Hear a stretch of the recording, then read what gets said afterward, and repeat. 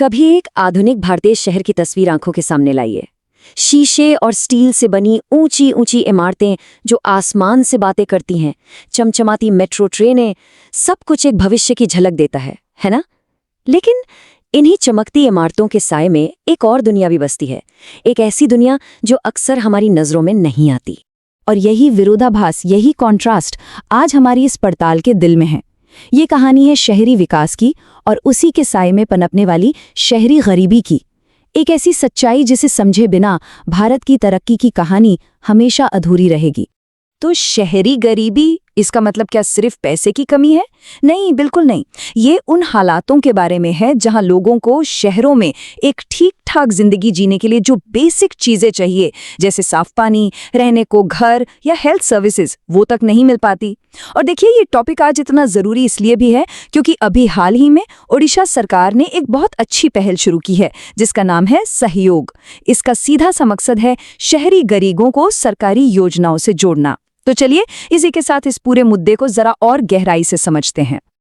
आज की इस चर्चा में हम 5 हिस्सों में आगे बढ़ेंगे। पहले हम शहरी जिंदगी के 2 अलग-अलग चेहरों को देखेंगे, फिर आंकड़ों से समझेंगे कि ये चुनौती आखिर कितनी बड़ी है।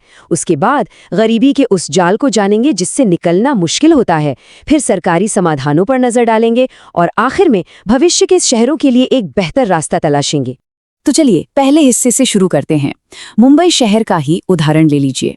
एक तरफ अरबों डॉलर की आसमान छूती इमारतें खड़ी हैं और ठीक उन्हीं के पास एशिया की सबसे बड़ी झुग्गी बस्तियों में से एक धारावी।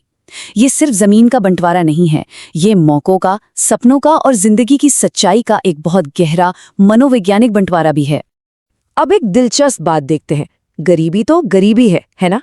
पर नहीं, शहर और गांव में इसका रूप एकदम बदल जाता है।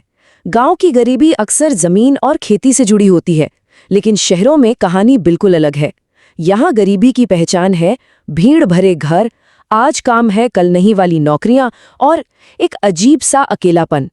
शहरों में गरीबी छिपती नहीं है, वो साफ दिखती है, जिससे एक रिलेटिव डेप्रिवेशन या सापेक्ष अभाव की भावना पैदा होती है।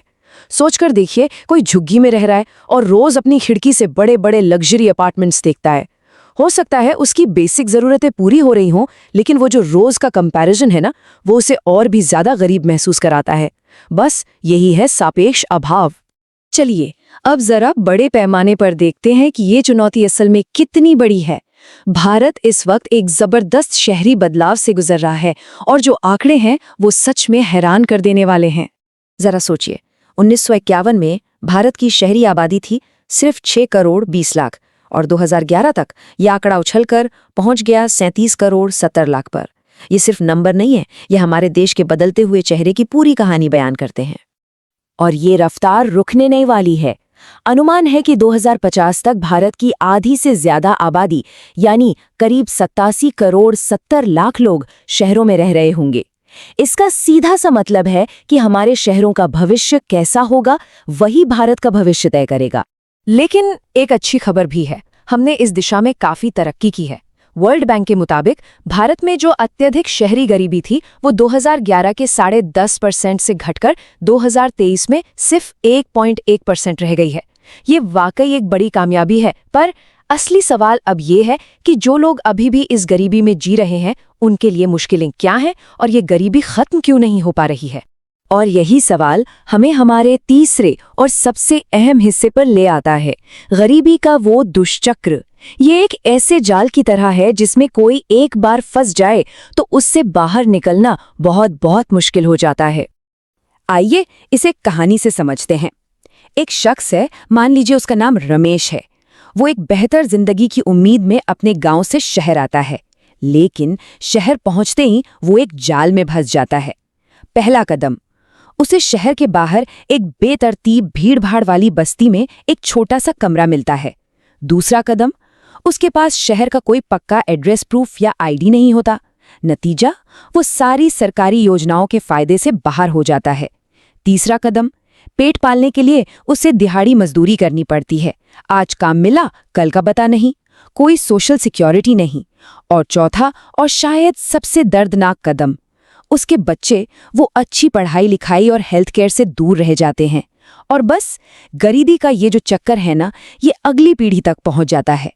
तो सवाल ये है कि रमेश जैसे लाखों लोगों के लिए इस मुश्किल जाल को तोड़ने के लिए क्या किया जा रहा है? तो चलिए अब समाधानों की तरफ बढ़ते हैं। सरकार ने इस समस्या के हर एक पहलू से निपटने के लिए कई योजनाएं शुरू की हैं। ये सिर्फ योजनाओं के नाम नहीं हैं, बल्कि ये गरीबी के उस दुष्चक्र पर सीधे वार हैं। जैसे प्रधानमंत्री आवास योजना शहरी यानी PMAYU के तहत 1,18,00,000 से ज्यादा घरों को मंजूरी दी गई है ताकि लोगों को सिर पर छत मिल सके। PM स्वनिधि योजना ने 50 लाख से ज्यादा रेहड़ी पटरी वालों को छोटा कर्ज दिया ताकि वो अपना काम दोबारा शुरू कर सकें। दीनदयाल अंत्योदय योजना, राष्ट्रीय शहरी आजीविका मिशन यानी DNULM, शहरी गरीबों को सिलाई या कंप्यूटर रिपेयरिंग जैसी स्किल ट्रेनिंग देकर रोजगार के काबिल बना रही है। और एक राष्ट्र एक राशन कार्ड ये पक्का करता है कि रमेश जैसे मजदूर देश के किसी भी कोने में हो, उन्हें उनका राशन मिलता रहे। लेकिन सिर्फ योजनाएं बना देना ही काफी नहीं है। हमें अपने शहर बसाने के पूरे तरीके पर ही दोबारा सोचना होगा। हमें ऐसे शहर बनाने होंगे जो हर किसी का स्वागत करे, सिर्फ कुछ अमीर लोगों का नहीं। तो आगे का रास्ता क्या है? पहला, इंक्लूसिव प्लानिंग। इसका एक जबरदस्त उदाहरण है केरल का कुदुमश्री नेटवर्क, जहां 45 लाख से ज्यादा महिलाओं के सेल्फ हेल्प ग्रुप्स ने जमीनी स्तर पर सरकारी योजनाओं को लागू करने का तरीका ही बदल दिया। दूसरा, बैलेंस्ड ग्रोथ, यानी सिर्फ दिल्ली मुंबई जैसे बड़े शहरों पर फोकस न करके स्मार्ट सिटी मिशन के जरिए छोटे और मझोले शहरों को विकास का नया इंजन बनाना। और तीसरा, लोगों को सशक्त बनाना, ताकि वो सिर्फ योजनाओं का लाभ न लें बल्कि विकास में भागीदार बने। और ये सब करना इतना जरूरी क्यों है? क्योंकि एक अनुमान के मुताबिक 2050 तक हमारे शहर देश की GDP में 75% से भी ज्यादा का योगदान देंगे। अगर हमारे शहर सबको साथ लेकर नहीं चलेंगे तो हमारी आर्थिक तरक्की भी लंबे समय तक नहीं टिक पाएगी। याद रखिए, शहरों का विकास ही देश का विकास है। तो हम आपको इसी एक सवाल के साथ छोड़कर जा रहे हैं। ये सिर्फ एक आर्थिक या पॉलिसी का सवाल नहीं है, ये सवाल हमारे भविष्य की आत्मा से जुड़ा है। हम आखिर कैसे शहर बनाना चाहते हैं? सिर्फ ऊंची इमारतों वाले शहर, या ऐसे शहर जहां हर इंसान को सम्मान और मौके के साथ जीने का हक मिले?